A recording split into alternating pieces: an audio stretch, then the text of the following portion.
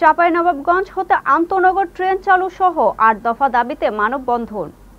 চাঁপাইনবাবগঞ্জ হতে ঢাকা অভিমুখে সকল আন্তনগর ট্রেন চালু এবং যমুনা রেল সেতু হতে চাঁপাইনবাবগঞ্জ পর্যন্ত নতুন ডাবল রেল লাইন স্থাপন সহ ৮ দফা দাবিতে মানববন্ধন, গণস্বাক্ষর ও স্মারকলিপি প্রদান করেছেন সুজন সুশাসনের নাগরিক চাঁপাইনবাবগঞ্জ জেলা শাখা।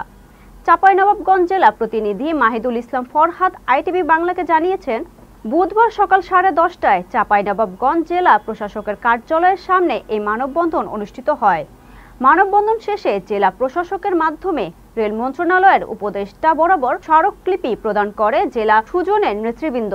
জেলা সুজনের সদস্য আমিনুল ইসলাম আবিরের সঞ্চালনায় মানববন্ধনে স্বাগত বক্তব্য রাখেন সুজন সুশাসনের নাগরিক চাঁপাইনবাবগঞ্জ পৌর শাখার সভাপতি ও ট্রেন আন্দোলনের উদ্যোক্তা মোহাম্মদ জমশেদ আলী। প্রধান আলোচক হিসেবে বক্তব্য রাখেন রেল আন্দোলনের